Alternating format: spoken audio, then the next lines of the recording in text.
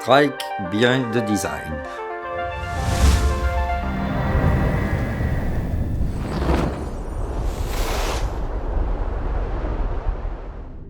La Strike, on a cette année 2 modèles. L'an dernier, on avait une full Dacron avec notre propre Dacron que l'on a nommé High-Tex. Et on avait un modèle en semi-Alula. Pour cette année, on a l'arrivée enfin d'un nouveau tissu laminé en UPE, le Quadix, qui nous permet de faire une Strike Dacron et une Strike 100% Quadix. Donc avec ce nouveau laminé, on n'est plus obligé de faire des mélanges d'Acron, Alula comme on a fait l'an dernier. En ce moment, on parle beaucoup de Quadix et de la Strike Quadix parce que c'est la grosse nouveauté. Il y a un nouveau tissu, un nouveau design. Mais je trouve qu'on oublie un petit peu sa petite sœur, la Strike Dacron, sur laquelle on a beaucoup travaillé. Il n'y en a pas une qui est plus chère et beaucoup mieux, il n'y en a pas une qui est moins chère et moins bien. La Strike High-Tex en Dacron, en full Dacron, elle a ses propres qualités et elle peut être intéressante pour certains types de clients. Et la Strike Quadix va offrir des performances exceptionnelles pour ceux qui recherchent plus la performance. On a réussi avec ce nouveau tissu, on le détaillera tout à l'heure, pouvoir faire une aile avec toutes les parties gonflées 100% en Quadix sans faire exploser le prix, et ça c'était très important pour nous. Au niveau du travail sur la Strike Dacron, on a le High-Tex en 2 grammages depuis la Strike V3, donc c'est notre 4e modèle avec ce Dacron High-Tex. On commence à le connaître, on a les retours sur sa longévité, durabilité, ses performances dans le temps. Donc on le connaît par cœur, on le travaille bien, on a la chance d'avoir, et c'est ce qui nous a plu dans ce tissu, c'est qu'on a 2 grammages, un 158 grammes et un 178 grammes, et on construit le bord d'attaque de la Strike Dacron avec ces 2 grammages, avec des orientations différentes et des placements différents. On continue toujours à avoir notre sweep control panel sur l'avant du bord d'attaque, qui est la bande qui est devant et qui fait comme office de tuteur pour donner la rigidité dans le bord d'attaque, dans le sens de la flèche, pour maintenir le bord de fuite. Donc ça, c'est quelque chose qu'on a conservé. On a travaillé sur les diamètres du bord d'attaque. Ils ont été un petit peu ajustés, mais on parle là de millimètres de diamètre, donc c'est des petites choses. On a complètement changé le sens du tissu et la construction de la latte, et grâce à ça, on a gagné pas mal de rigidité sans avoir besoin de mettre plus de diamètre ou un tissu trop lourd. On a changé la forme du bout d'aile, l'arrondi du bout d'aile, l'angle de la latte en haut. On a quelques petits ajustements de design comme ça. Mais on a beaucoup travaillé sur les tensions du tissu. Donc c'est quelque chose qui est très abstrait.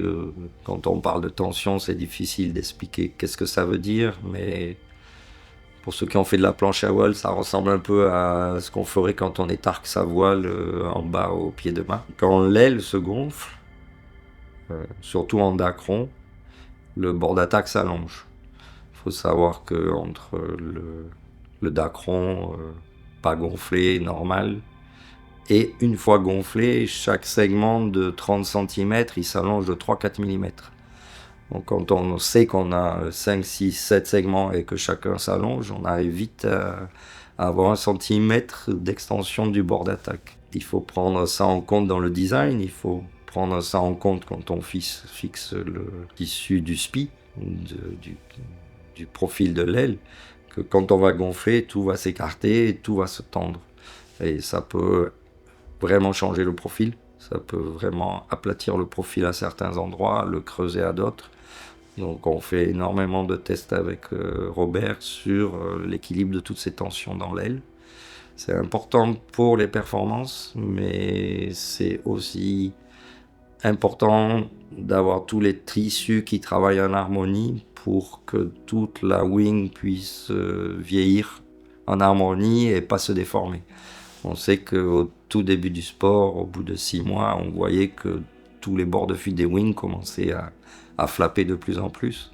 Et grâce à tous ces travaux sur des matériaux, sur les tensions dans les matériaux, aujourd'hui, quand on voit une aile, une strike d'Acron qui a 1 an, elle est encore très proche de ses performances du début. Donc c'est des choses importantes pour les perfs du premier jour, mais sur les perfs dans le temps aussi.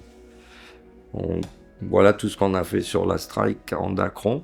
Sur l'eau, c'est plus de stabilité, plus de performance. La strike V6 va tirer moins en travers et toujours encore plus vers l'avant. Quand on est surtoilé, elle va être plus stable. Quand on commence à choquer et que normalement on commence à prendre beaucoup d'oscillations, la strike d'Acron V6 va être plus stable, plus agréable, plus douce, plus facile. La puissance et le départ planning sont améliorés aussi. Donc on parle souvent de prix.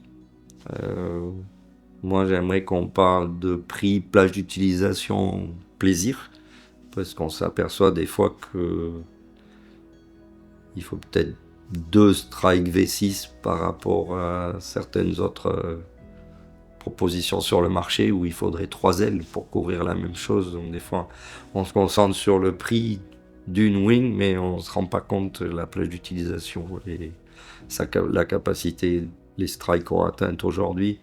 Je sais qu'aujourd'hui avec 3,5 et 4,5, je couvre facilement de 15 à 35 nœuds.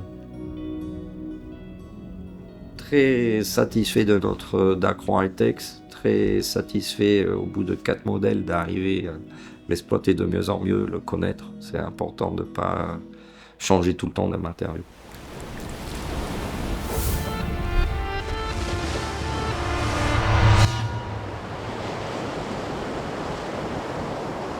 Pour ce qui est de la Strike Quadix, là c'est vraiment l'innovation du tissu qui a tout changé. On entend parler beaucoup de UPE, Ultra PE en ce moment parce que c'est un tissu qui est utilisé dans tous les laminés. Ça existe depuis longtemps.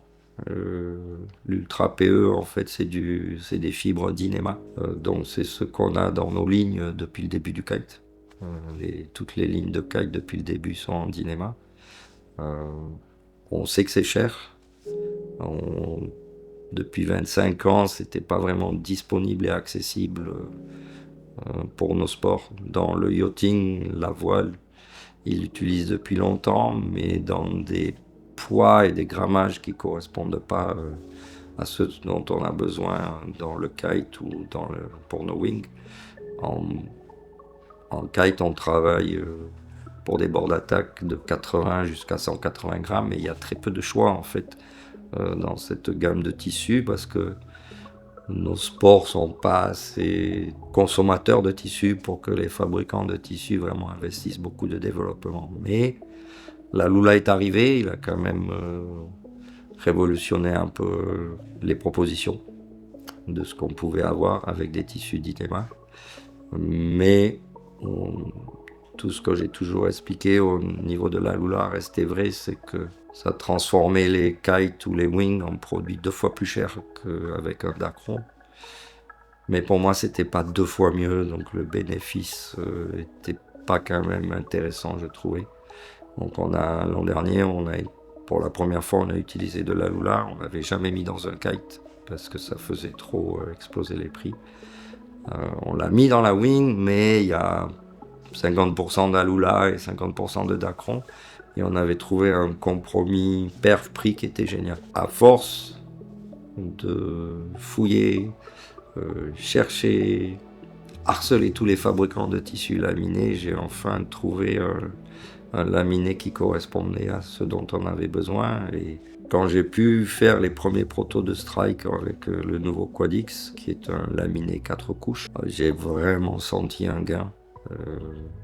C'est un matériau qui est incroyable parce qu'il est entre 6 et 8 fois meilleur à l'élongation que le Dacron. C'est quand même un tissu qui est très très performant, mais qui à la fois, une fois sous pression et gonflé dans la wing, reste très doux au niveau sensation. C'était un peu Le défaut que je trouvais dans la Lula, c'est qu'une fois qu'on avait une aile en full Lula, c'était quand même un peu très rigide. Ça respirait pas beaucoup et c'était quand même très inconfortable au niveau de la navigation, des efforts qu'on devait faire dans les bras pour la tenir. On devait presque obligatoirement naviguer tout le temps warné avec ces ailes-là. Alors qu'avec la Strike Quad X, on le sent dès les premiers coups de pumping. Ça plie, ça revient. Quand on est en plage très haute, on sent que l'aile, elle garde son shape, mais qu'on ne souffre pas au niveau des bras ou du corps et que ça reste assez doux. Là aussi, nouveaux matériaux, nouveau design, parce que quand les élongations du tissu changent, bien sûr que le designer doit adapter les tensions. Donc, il y a une étape où on apprend à refaire une aile avec le profil qu'on aimerait obtenir, mais avec ce nouveau matériau. Et après, il faut apprendre aussi à placer le Quad X dans la bonne direction, parce que aucun tissu ne va être équilibré dans le sens de la trame ou de la chaîne. Ils sont tous un peu asymétriques. Et suivant la direction dans laquelle on le met, on va avoir des performances différentes. Donc, une fois que la Strike Quad X était assez avancée pour que les tensions fonctionnent, on a fait 4, 5 ou 6 protos rien que pour tester le placement du Quad X dans un design donné. Donc si on met un tissu et qu'on ne travaille pas ce côté placement et orientation du tissu dans tout son bord d'attaque et sa latte, on a presque fait que la moitié du travail et on a obtenu que la moitié des gains de performance qu'on pouvait obtenir. Donc il y a du design, des tensions, des formes, des diamètres, des profils, mais après il y a comment on utilise le matériau. Et on a fini sur la Strike Quad X.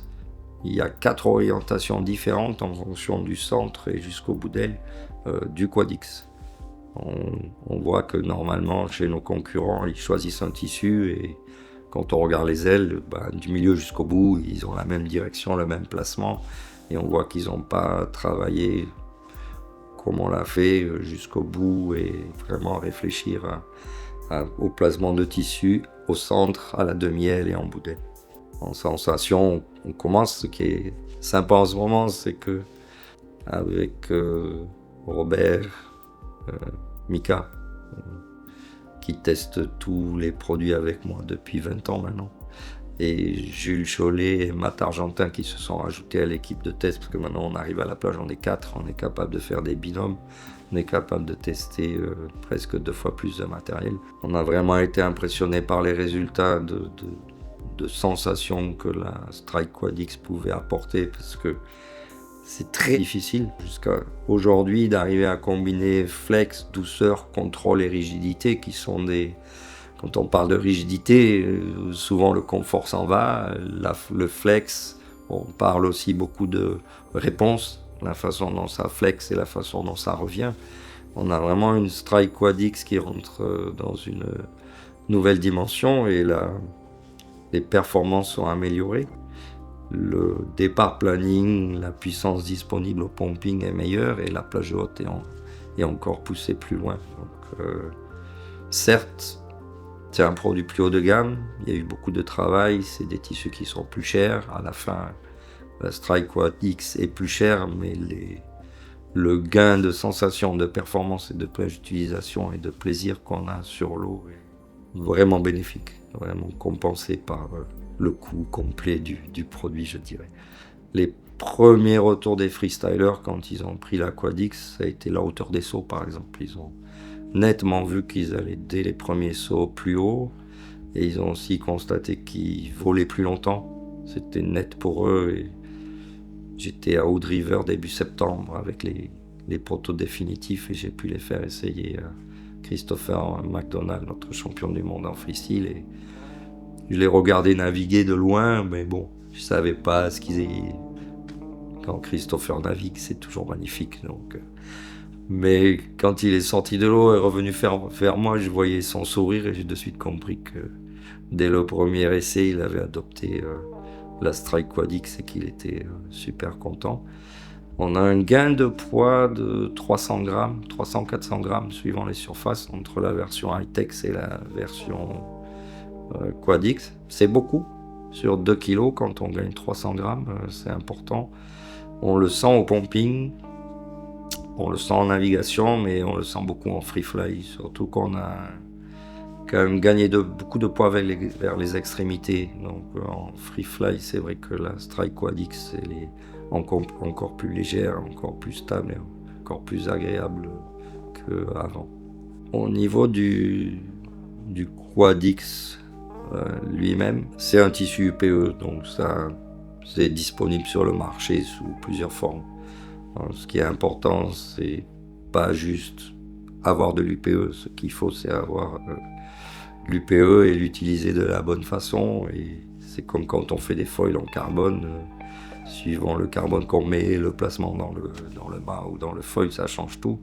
Là, un tissu laminé, c'est un sandwich composé de plusieurs couches, et chaque couche a un travail, une spécificité. Et ce qu'on a réussi à obtenir avec ce tissu, c'est qu'on a une base en UPE, donc un tissu Dyneema, qui est... Ce que j'aime, c'est qu'il est tissé très serré. On voit d'autres tissus laminés qui sont très transparents en fait. Ça, c'est quand on a du tissu UPE tissé assez écarté. Là, on voit que notre première couche, elle est tissée très serrée, très dense, avec des fils fins, mais tissés très serrés. Ensuite, on a des X qui viennent tenir le biais, parce que la chaîne et la trame d'un tissu sont toujours très solides, mais quand on tire dans le biais, on traverse, c'est souvent assez mauvais au niveau élongation. Ces X que l'on voit qui sont blancs dans le Quadix ont un angle très précis, et on a travaillé sur différents angles. Ça veut dire qu'on fait faire des échantillons de tissu avec des angles différents. On fabrique des strikes, on va les tester. Et là, on avait aussi des résultats de tests et des différences impressionnantes en fonction de l'angle des X. Par-dessus, on a un film PET qui est collé. Et la différence, et c'est là où s'arrêtent la plupart des autres laminés, au bout de 3 couches, ils s'arrêtent là, mais nous, on rajoute un tissu polyester par-dessus le film PET. Donc en fait, on a construit notre laminé complètement à l'opposé, par exemple, d'un Alula. Nous, on a un tissu EPE, un tissu polyester, et le film est entre les deux. Donc quand vous prenez un morceau de Quadix, vous ne voyez pas le film, vous sentez qu'il y a le film. C'est un film qui est assez souple, et les performances à l'élongation du Quadix ne viennent pas de la rigidité du film, comme peut-être l'Alula qui, lui, a 2 films et le tissu EPE entre les 2 films, alors que nous, on a 2 tissus et le film EPE entre les 2 tissus. Donc ça, c'est la première fois que dans nos sports, le kite et la wing, on utilise un laminé qui est complètement à l'opposé de ce qui existait avant. Bien sûr, plus on en met, plus c'est cher, et plus c'est lourd. Donc la plupart des autres laminés sur le marché en 3 couches sont plutôt vers les 80 grammes, et le Quadix est à 120 grammes, parce qu'on rajoute un polyester à l'extérieur. Le polyester à l'extérieur, c'est ce qu'on a dans un Dacron. C'est le tissu SPI de nos kites et de nos wings depuis le début du sport. Donc c'est un tissu qu'on connaît bien. Et quand on construit la wing, le polyester est à l'extérieur du bord d'attaque. Donc on sait qu'il résiste au soleil, aux UV, au sel, au vent, au sable. Et ça renforce beaucoup la résistance aux coutures. On sait que quand on construit une aile en laminé classique, 3 couches, on met beaucoup plus de renfort que quand on construit une aile avec le Quadix. Total, à la fin, même si notre Quadix est plus lourd, comme on met beaucoup moins de renfort et qu'il résiste beaucoup mieux, on finit quasiment des fois plus léger que ce que peut être une wing ou un kite en laminé 3 couches. Donc des fois, et c'est là où je lutte depuis 5-6 ans, c'est que je demande à toute l'industrie du tissu et des laminés de me faire un laminé lourd à 120 grammes. Et personne ne voulait travailler parce que la mode c'était le léger, mais Moi, le poids du tissu dans mes mains, ça compte pas. Ce qui compte le plus, c'est quand je vais sur l'eau et le poids de ma wing avec tous les renforts de toutes les coutures et le poids réel que j'ai dans les mains. Et ça a été difficile. J'ai vraiment été le seul dans l'industrie à me battre et à forcer les fabricants à faire des tissus plus lourds, alors que la mode était vraiment vers le ultra léger. On livre depuis 2 ans les ailes nues, il n'y a pas de poignée et c'est aux pratiquants de choisir sa configuration. On vend beaucoup de booms, mais aussi quand même beaucoup de poignées. On a pensé que c'était intéressant d'améliorer le poids des poignées et on a pour cette année 2 poignées en carbone. Je pensais pas que ça allait autant changer ma wing. Entre les poignées souples, poignées classiques et poignées carbone, j'ai eu un gain de contrôle important et puis un gain de poids qui fait que oui, maintenant faire un free fly avec des poignées et avoir une aile légère, c'est possible. Donc gros progrès pour vos ailes, grosse amélioration des wings quand on utilise les poignées carbone. Si je suis pas freestyler, que je navigue pas forcément très surtoilé, que mon style c'est plutôt freeride, remonter au pré, j'adore faire des downwind et du free fly. La Dacron, la Strike High-Tech en Dacron, ouais. C'est une wing à un niveau où on n'a jamais été avant. Donc c'est vraiment l'occasion cette année de sauter sur ce nouveau modèle. Après, celui qui est freestyler, qui veut monter haut, sauter, avoir le plus de runtime possible, lui forcément il va adorer la Quadix. Celui qui aime la perf, la vitesse, naviguer sur toilé, remonter le plus vite au pré sans souffrir et redescendre en free fly avec une aile ultra légère. Et là, la Quadix sera sa nouvelle wing.